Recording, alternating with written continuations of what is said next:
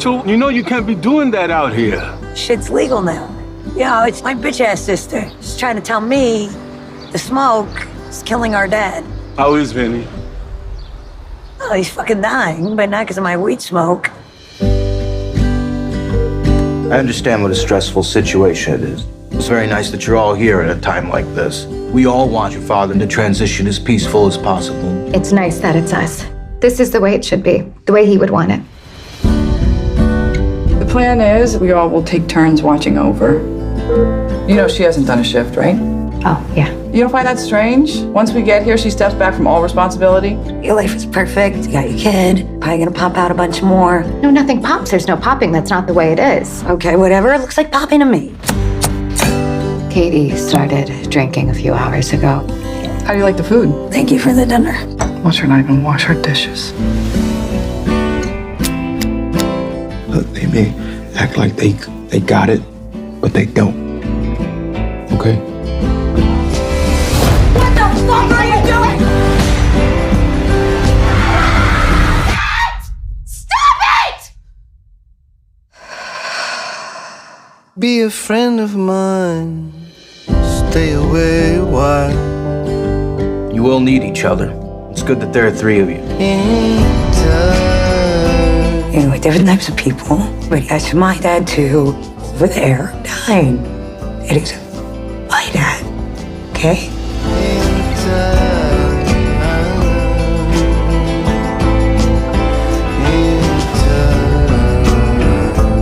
I'm working on his obituary and was hoping that you could help with it. Married a couple of crazy bitches, raised a few crazy bitches.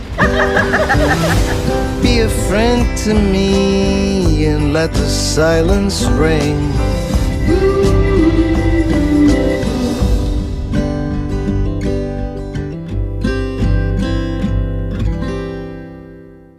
Boom, there you go. That was a trailer for His Three Daughters, arriving in select theaters September 6th, as well as on Netflix on September 20th. I'm Cooey Peters, Nerds World the World. Joining me to talk about His Three Daughters is my pal from Screen Comment, Film Threat, and the movie review, Mr. Anthony Francis. How are you, sir?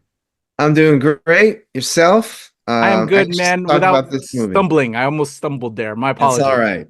Film review, movie threat, doesn't matter. It's all. I'm everywhere. Did I say movie threat? No, you started to. Yeah. Well, it's great as always, brother, to speak with you and about this film that kind of, for me, I don't know about you, kind of came out of nowhere. When it came, to us as critics, I was like, all right, let's check it out. I'm always up for new things and different things that intrigue me. And I was very pleasantly surprised, but I'll hold that for the review. What was your knowledge of this film before we stepped in?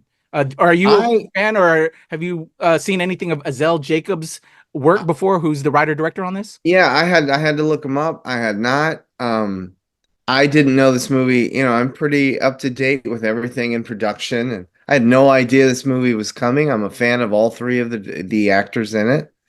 And yeah, I was like, wow, because I got the press invite. That's how I discovered it. And I'm like, oh my gosh. Yes. So yeah, I didn't know either. Yeah. But I was excited when I read about it. Yes. And then when we finally put our eyes on it, I don't know about you, Anthony, but woo, this is a film. Bring the tissues, y'all. So let's get a little bit into the plot. We'll also talk a little bit about the cast and crew, and then Anthony and I will break it down with our thoughts. So His Three Daughters, again, arriving in select theaters this September 6th. And on Netflix on September 20th, is written and directed by Azazel Jacobs. Real quick, I had it open a second ago. There it is. You know him from The French Exit that dropped in 2020, as well as The Lovers in 2017 and Doll and M in 2013. I had not seen any of that previous work, but I'm now curious to go back and take a look at them. Have you seen any of those?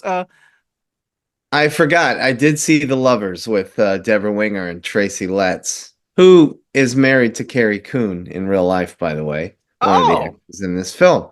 Yeah. I saw The Lovers. I like it. I admit I don't have a bad marriage, but I get uncomfortable when I see films dedicated to bad marriages and how even the best marriages can go south. but it's a very good film, and I bow at the altar of Deborah Winger. So, and Tracy Letts, frankly. It's a very good film, very well done and acted, and I can't believe Winger and Letts weren't nominated for Oscars, but I don't think enough people saw it. The love. Yeah. And that's unfortunate. And I'm hoping we can change that with this film. But again, for me personally, discovering Azazel Jacobs through this film makes me want to dive into that film. So thank you for that recommendation, Anthony. Definitely want to check that out. Deborah Winger is obviously amazing. Tracy Letts, I'm enthralled because when we'll get into the review, really adore this film. But shout out to Azazel Jacobs, writer director on this film. Just bang up job there. The main stars of this film are Natasha Lyonne, Elizabeth Olsen, as well as Carrie Coon. They played the three sisters in this project that is the main focus and the meat of this film. That's your cast, your crew, very briefly. And as always, as I say in these reviews, it takes a village. So shout out to the entire team, although we highlighted them. Respect and love and flowers to the rest of the cast and crew on His Three Daughters. So the gist of the story, without spoiling, this is a very actual simple concept film. We have three women that left Brooklyn, New York. One left off all the way out to the West Coast. One kind of went out to Long Island. The other stayed kind of locally with the father. The father has some bit of a terminal disease, went into hospice care, I believe, or is that what this is called, Anthony? I'm not too good on the words on this type hospice. Yeah, he's in hospice. Yeah. Okay, with the family in the apartment. And it's kind of like the final days, if you will. So that brings the rest of the family into this small Brooklyn apartment to kind of be there for their father as he transitions. And we have Elizabeth Olsen, who is the West Coast mom, kind of a free spirit, if you will. She went out there and is now back in town. We have Carrie Coon, who is kind of like this very strong-willed, by the book, devoted mom who went out to Long Island, but has an estranged relationship with her daughter. And then we have kind of like the wild, well, not exactly wild free spirit, but kind of the stoner daughter. But I would say also is about her responsibilities, even though she is a bit of a stoner, likes to bet on sports games, but is probably the most similar to the father, I would say, in a lot of ways. But the three of them are now in this apartment as they kind of take care of the father as he transitions. And it's a very kind of a difficult thing because they're all three different personalities. And we learn and understand their relationships through the course of this film. It's very much like a play in a lot of ways. I think the way it was carried out, and I actually would love to see this film adapted into a theatrical play to have that, because there's not a lot of locales. It's kind of like set in one area. We learn about everyone through phone calls and through their conversations and until its final moments. But yeah, that's your basic story and your cast and your crew. That's the gist of it. Without spoiling, I think I did a good job there. At least I hope. Well, did I cover that, Anthony? Anything you want to add to that before we get into our thoughts? No, perfect. You covered it perfectly. I mean, that's the beginning and end of it. It's very much a chamber piece. And actually, you said it would make a good play. I agree. I had to afterwards look it up. I said, this has to have been based on a play, just the way it's laid out. Yeah. Yeah. No, good job, man. Thank you, sir. So again, there's the cast, your crew, the basic story. Let's get into our thoughts, man. Yeah, it's all set in this locale, and you feel it through the conversations, through their calls with other families that are on the other end of the line. I wasn't ready to experience all the feelings that I got. I felt kind of like that weird onlooker, maybe the noisy neighbor hearing in on everything. But it just got so intriguing because you got invested into the presentation and watching them go through it. And man, I was on that roller coaster ride of emotion. There's some funny parts in it, but it is more of a dramatic piece. What were your thoughts as you went along for the ride in His Three Daughters, Anthony? Yeah, I like the way it started out with Carrie Coon's, I can't remember her character name, but the oldest sister's almost tongue lashing to her other Yes. sisters. She Like, this plays is the way it's Katie. going to be. And yeah, you're right. She's very controlling, but it's an interesting character. She comes in trying to control everything, but she has no grip on her own life. Like you said, her daughter, the phone calls between them, are not good. And she has no control over her marriage. Yeah. And I think what it boils down to is she has no control. She's used to control, and she has no control over her dad dying. And that's set her into this very authoritative state. And Yeah. no, I think it's a beautiful character. I really liked it. And where it goes, I won't say.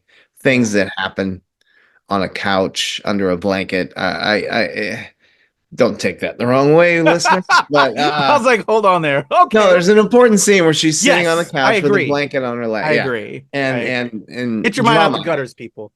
Yeah, drama, folks.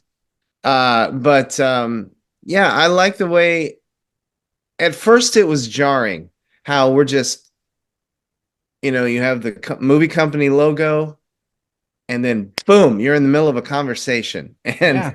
like, wait a second, and he holds on every actor, like when they're talking. There's no cutaways for reaction shots, very, very few. So I was a little, all right, are we starting like this? Yeah. Let's rock. Let's rock. Yeah, like, all right. We kind of I'm give our in. gist. Let's get into our feelings. Yeah. No, I meant that was my feeling watching that opening scene. Yeah, Like, yeah. to the director, you're just gonna throw me in like this? All right. I'll catch up. You keep going. And I did. And I tell you,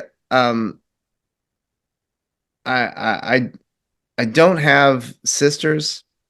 I have a stepsister, but I really think there were moments in this movie where I was comparing in a positive way. Like, Jacobs got, because he wrote the film as well, I think he got these three women so perfectly. Yes. The dynamics of sisters so perfectly that only people like Woody Allen, maybe Robert Altman in a few of his movies, and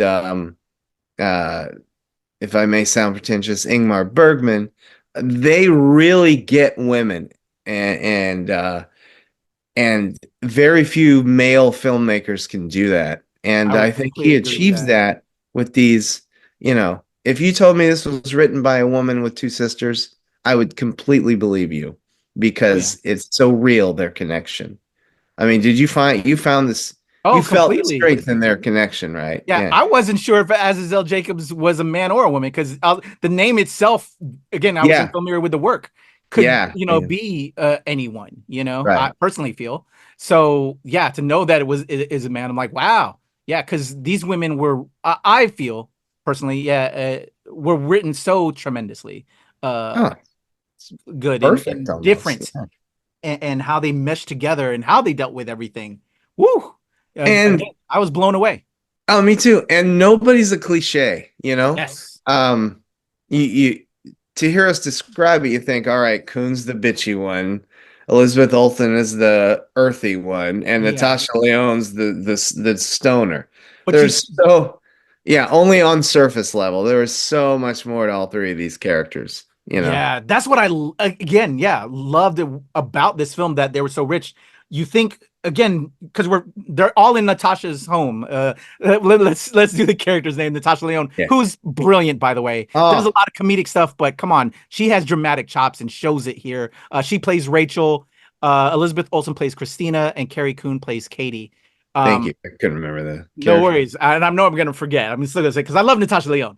But too. Yeah, surface level stoner girl, bets on games. But she was the one running the show while their sisters were gone and taking care of their father. And has this amazing boyfriend. Let me give out to that actor, because there's a great moment with Benji, who plays Rachel's boyfriend, played by Jovan Adepo. Oh my God. I was like, let's go. Finally, someone's standing up for this for Natasha's character. Like, Right. what? Yeah, just And it an threw outstanding her performance. sisters off their axis. when he did Yes. that. Yeah, Yes. that was great. Yeah, just a tremendously well acted film. I wouldn't be surprised. I actually said this on my coverage for the radio this morning as of this recording, that I wouldn't be surprised if they get nominated for their performances in this. It would be tough. True, there's a lot of films out there, but just brilliant. No, but I mean, it would be tough, and I'm not comparing this movie to The Godfather, but you know, a movie like The Godfather, you know, you have to nominate at least 5 or 6 people to be fair, and they did, and that kind of canceled everybody out. But yeah, who would you nominate from this? You would have to pick a between the standout three? or Yeah. nominate all 3, and that would be 3 of the 5 nominees in the category. That would be tough. But I tell you, yes, they all deserve nominations. It would be an If I had ensemble. to Can we do what's that? ensemble with 3 people? I mean, the Globes can get it, you know, best ensemble, but Oscars are just, you know, one at a time. But yeah, no, it's an ensemble. You can count the dad, if you will. Yeah, especially with towards the end, and then the Yeah. boyfriend, and the security guard. You know, And the it's a security, very that was minimal great. cast, y'all. It's a very minimal cast. It is. It is. I think that Lyonne is the standout, Natasha Lyonne. Yes, because she has Because to be trained. I've loved her since I first saw her, and she's actually a great positive story. When she was first getting famous back in the 90s, she got hooked on heroin, and she was homeless for like 3 or 4 years, like out in the She, like, streets. disappeared on us, man. Yeah, and then bounced back, reshaped her life, and now reshaping her career over the past 10 years. She's amazing, and she's always played. There was a time when it was the Natasha Lyonne character, you know, like, hey guys, you know, that's her thing, and she was always kind of funny. But I think this is her best performance and maybe her deepest role yet. She's so good here. There's such depth to her character that it's just beautiful. And there are moments. She's the one that won't go into the room. That's not a spoiler. She doesn't want to go into the room where her father's dying. And she does great things without saying a word. When her sisters go in, she'll come out of a room and peek around or listen. And you can almost hear her saying, come on, let's just go in. Let's just go in. And she doesn't. And yeah, it's a beautiful performance. I really, it's a moving film, and I'm not knocking Coon or Olsen. They are equally as great, but there's something about Leon's character and the depth of her performance that really moved me deeply. I'm with you on that. Yeah, I completely agree. Lyonne is amazing in this. All of them, though, as well. You know, subtle performances with facial expressions, with hand gestures, movements. I'm glad you said that. Delivering the languages. I'm glad you said that, Patrick. Yeah. Subtle. Yes. Subtle. Yes. Because if you hear us talk about it and read about it, you'd think, oh, there's going to be big scenes of everybody tearing into each other and yelling. No, not really. I mean, there's arguments. Yeah. You know, but there's one where they finally go there. Yeah. You know, because as an actor myself, you know, as well as a filmmaker, which you know, I look at the whole body performance, not over the delivery of the text, but what you're doing with your facial expressions, all of that, and they kill it. And then when they finally do give us like that frustration, that build up, right? Boy, does it land, and you feel it. And that, you know, again, without spoiling, that it's an outstanding performance by an amazing ensemble that I wanted to get nominated. Like they did a bang up job. I was very surprised on how much I love this film. And again, it makes me want to dive into Azazel Jacobs' work. But I think we already knew Coon, Olsen, Lyonne, outstanding actors, and they show and prove here. And now I'm a fan of this writer-director. I want to see more of that work. But just bravo. I can't say enough about this film. Yeah, me neither. And very quickly, you mentioned the director. His directing is patient. I mean, there's not a lot you can do in basically an apartment, and then the courtyard under the, in the building. Yeah. But he doesn't, there's no flashiness to his direction. That's how, like you said earlier, this could totally be a play. I'd love to see it as a play. I'd love to see what it would work could do. And I'm not saying there's a problem with it, but I almost say it would work better as a play, Yeah. I think because you're there and the emotions are in the room with you. And yes. But no, he just doesn't. His camera, he knows he wrote, important characters. So somebody's talking, camera's here, there's an occasional pan down a hallway or something, but nothing flashy. And I appreciated that because with this story, you don't need it. Completely agree. Completely agree. And my hopes to also help close this out is that more people see this film. Like to your point earlier, you said Lovers didn't get the looks that it deserved. No. I sincerely hope that this film gets recognition, the looks it deserves, because brilliantly acted, shot well, story's amazing. With what it's just working with, it doesn't have all that flash because it's just set in that area. That you're not going to have a ton of, like you're saying, all these other different shots because it's set in this room and with these 3 women, and it's brilliant. So shout out to the entire cast and crew. Man, recommend. 2 thumbs up. It's Roger Ebert. We can't really talk. Yeah, exactly. Boom, boom, boom. My old friend and boss. Yes. Support, all we say is support this film. Try to see it in the theater. If not, and this is one where we're not gonna yell at somebody for waiting for streaming, because like we said, it's a small piece. It's it's not cinematic, but it is as far as its drama. So agree. Yeah. Go see it. Definitely. Everybody go check it out. September 6th in select theaters, September 20th on Netflix. The movie review, Screen Comment, Film Threat. You're going to have a written review up soon. How can they catch all your work, Anthony? Let's get up out of here. Yeah. Themoviereview.com, screencomment.com. Soon more reviews at Film Threat, and on Twitter, Anthony Screen C1, the number 1. And what is that? Instagram. At the movie review. All right, y'all. Go check out my man Anthony. Do all the follows. Go read those amazing reviews he's putting down, and go check out his 3 daughters, man. I want to just get this film some love so we can get more brilliant work out of this, and they can know that their work is appreciated. I'm Kuya P. This is Nerds Rule the World. Let's talk all things his 3 daughters in the comments below. Peace.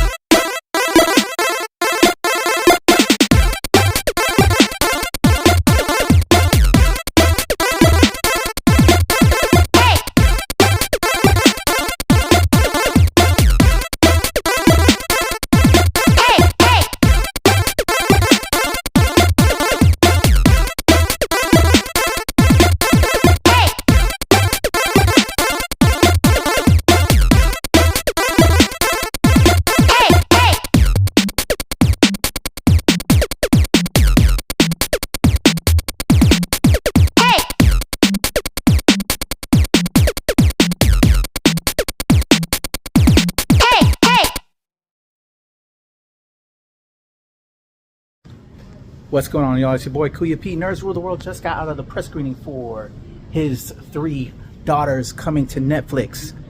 Initial thoughts coming out. Beautiful, raw, real. Carrie Coon, Natasha Lyonne, Elizabeth Olsen. Outstanding performances, just brilliant. The entire cast, but the 3 daughters themselves, just amazing. Felt it. If you've been in a situation where you're taking care of your eldest parents and they're nearing that, and it will hit you, and this is it's a little emotional. It can also be triggering in a way, so be careful with that, but so beautiful, so needed, so necessary. Highly recommend. It's coming to Netflix. I'll have a full review, but just bring the tissues, be ready to cry, be ready to feel all the emotions, but just beautiful, amazing. Your boy QP, Nerds Rule the World.